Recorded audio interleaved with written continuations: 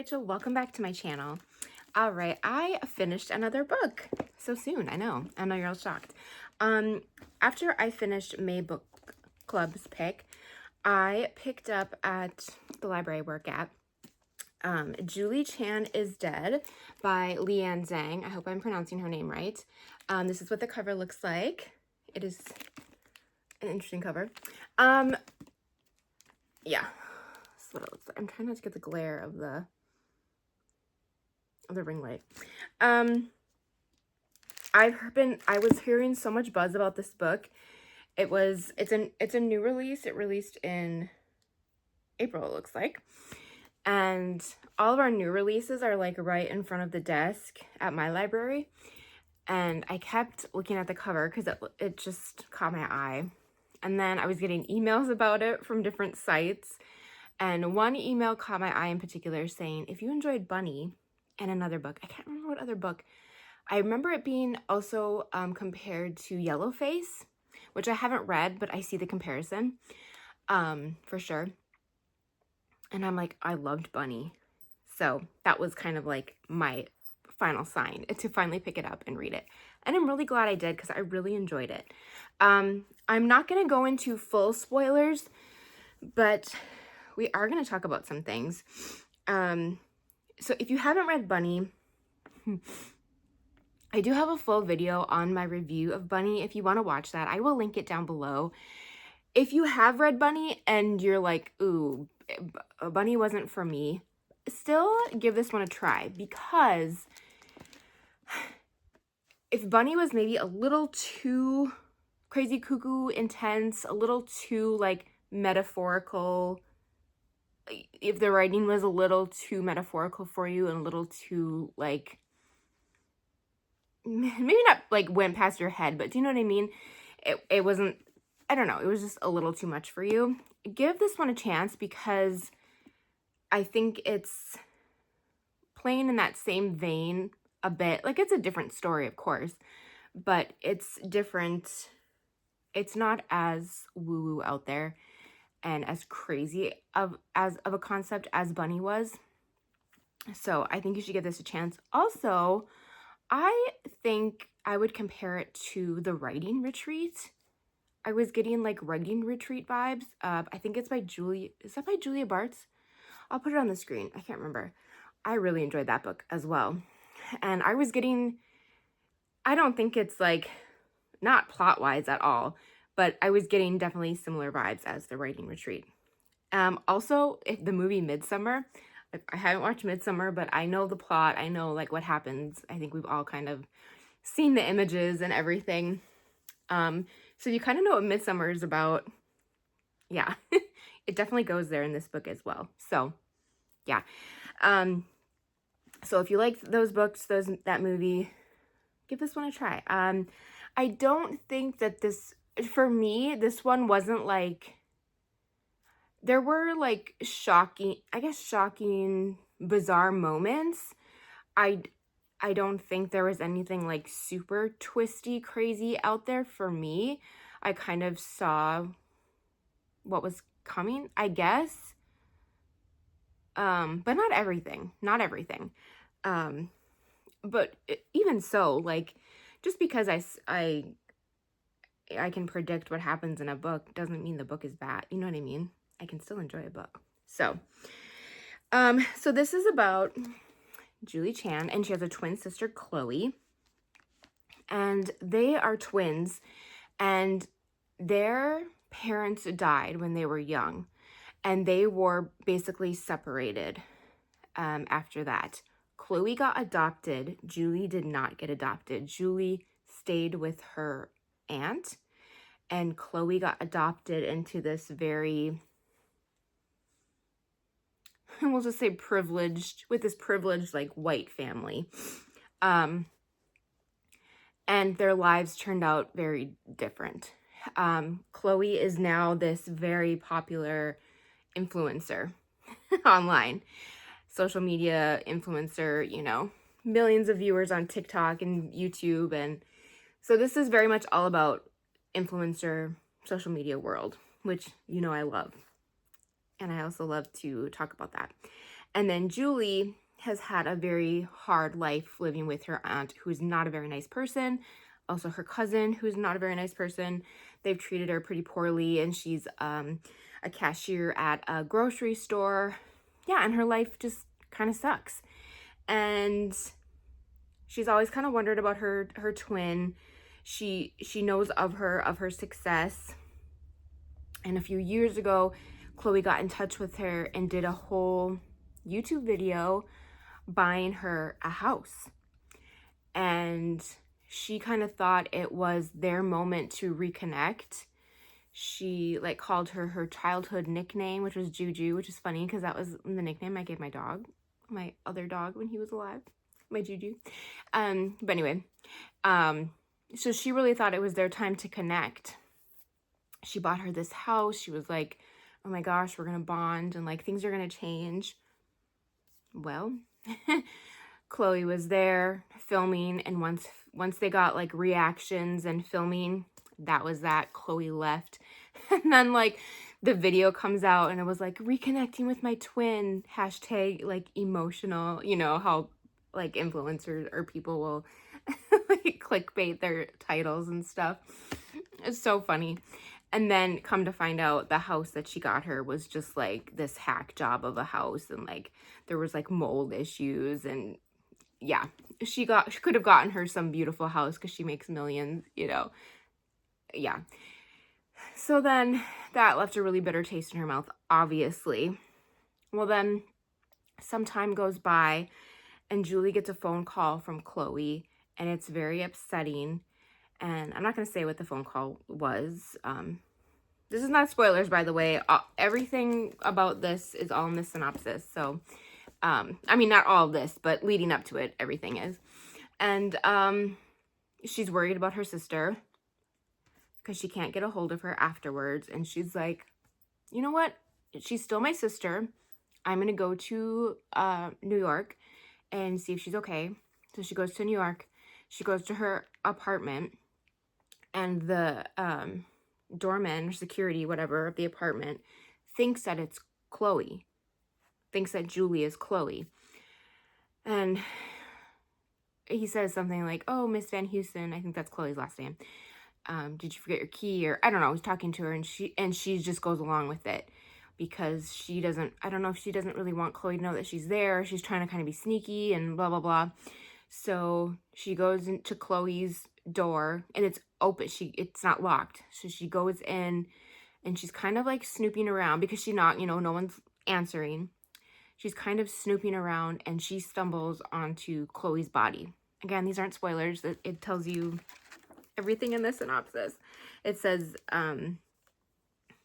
her late twin sister. So it tells you that she dies. Yeah, and she's dead. She stumbles upon her body, and she's dead. And of course, she's freaking out. And she doesn't want people to think that it was her fault. And she's like, oh my God, what do I do? So she calls the cops.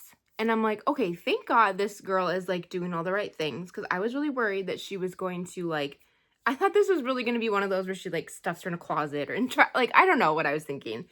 So the cops come. And then one of the cops starts talking to her like, oh, Chloe, I love your videos so much. This must be so hard for you to find. Like, I thought you weren't close to your sister, Julie. The cops think that Julie is the one that's dead and that Chloe found her sister. Well, what does Julie do? She goes along with it.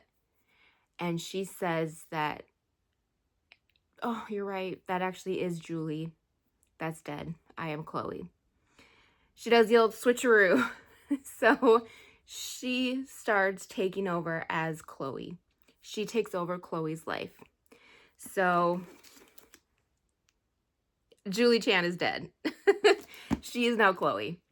So she has to take over this influencer's whole life as Julie Chan, as this, grocery cashier.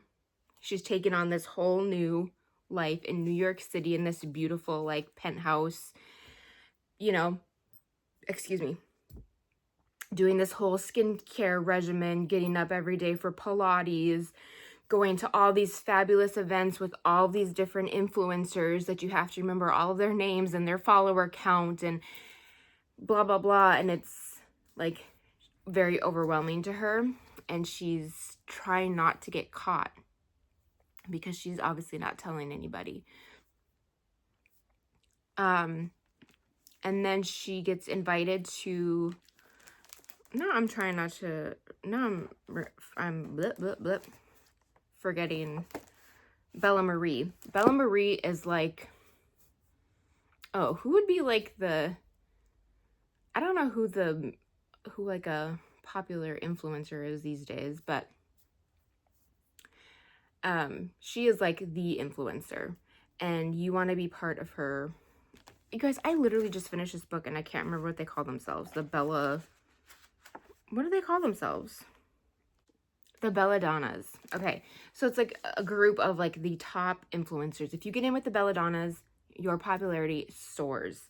You want to be part of the Belladonnas. They are like the belle of the balls. Like, that's who you want to be in with. And I feel like that's all I want to say, because it gets really kooky crazy. It gets really strange. This is very much about Julie trying to take over as Chloe, and be a part of this whole new world. This is about influencer culture, social media culture, and how absolutely messed up it is. Yeah. I loved that part of it. It's very much like a dark comedy as well, but it is a thriller. There's some horror aspects to it for sure. Some trigger warnings. There is some like substance abuse, drug abuse, like overdose talk. We do have some animal cruelty stuff at the end for sure. Talk of child neglect, I guess, parental stuff like that, death, murder, all that fun stuff. I loved all the commentary. I love stuff about social media and influencers, like, and when they're basically poking fun at themselves. But when you're in it, when Julie got a taste of it, she was kind of poking fun of it too at the beginning, because she's like, my God, this is so ridiculous. Like, getting the likes and the feedback and having to maintain this lifestyle and this image, but then you start to crave it, and you start to rely on it as, you need it for your self-worth. And yeah, she started to crave it and need it. And the phone became like an extension of her. And it was really interesting. You could almost see like the moment that it like really took over and started to consume her. And by the end, I don't know, it was really interesting. Because I would assume that that's what would happen to you. And I've watched like, not documentaries, but things about, social media and influencers, about how you just like blow up. Like sometimes it is just luck of the draw, and you really do just blow up, and it must be very overwhelming. Like, I can't imagine, but I can see how it could get really out of hand. But yeah, she like found, at one point she found herself crying, like actually like being really upset about something, as she's pretending to live this double life. And then she looked at herself, her reflection, and she's like, oh, I look so pretty right now. And she took a selfie and posted it on something, and then got all of this, oh, you look so beautiful, thank you for being so real, like, all of this stuff. I'm just like, oh my gosh, like, that's what it's like, I don't know. It was just, yeah. And then, yeah, by the end you realize, like, not everything is as it seems. Yeah, I don't want to go into the spoilers of it all, of the Belladonnas and Bella Marie. It's just, I really enjoyed the journey that this book took you on. Oh, sorry. I thought it was really fun. Excuse me. I thought that it kind of dragged a little bit in some parts, but I knew that the payoff would be good. Like, we got there in the end, you know? I don't know, drag isn't the right word. I still enjoyed it. And it's a really short book. It's just about 300 pages. So I flew through it. I really enjoyed it. I don't know, I thought it was very timely.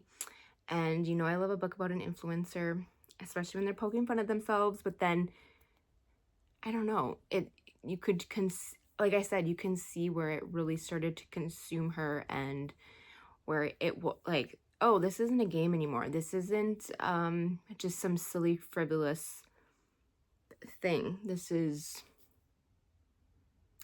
yeah, I don't know, very interesting. So, have you guys read Julie Chan is Dead yet? What did you think? I enjoyed it. I gave it 4 out of 5 stars. I liked it.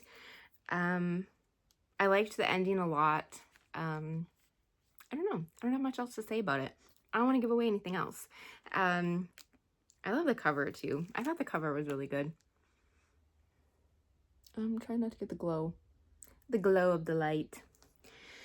So next I'm going to read, well, I'm probably going to read this one, the Buy What You Love Without Going Broke.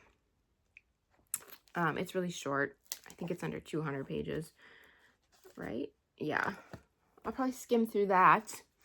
And then I got another book, Liann. I'll put on the screen because I don't have it in here, I don't think. I just got that from the library, even though I just said I was not reading any more library books. Whoops. And then I also just got another one from the library, like requested. I have to stop. But I can't be stopped.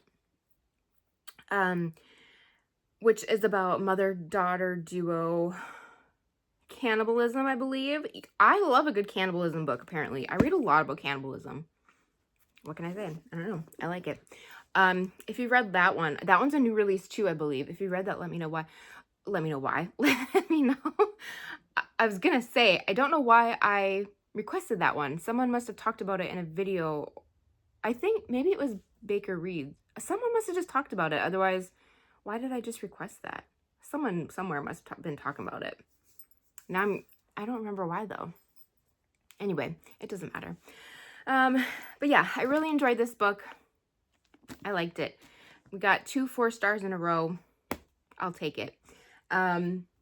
If you've read it, let me know in the comments down below if you liked it. Sorry if my thoughts were all over the place. You know how I am in a review, but I hope it was succinct enough for you, or made you somewhat want to read it. I think it's a really fun, it's a fun read. Go read it. It's fun. Thank you so much for watching. Give this video a thumbs up if you did enjoy it. Subscribe if you're not subscribed already. Would love to have you here. And I will see you in the next one. Take care. Bye.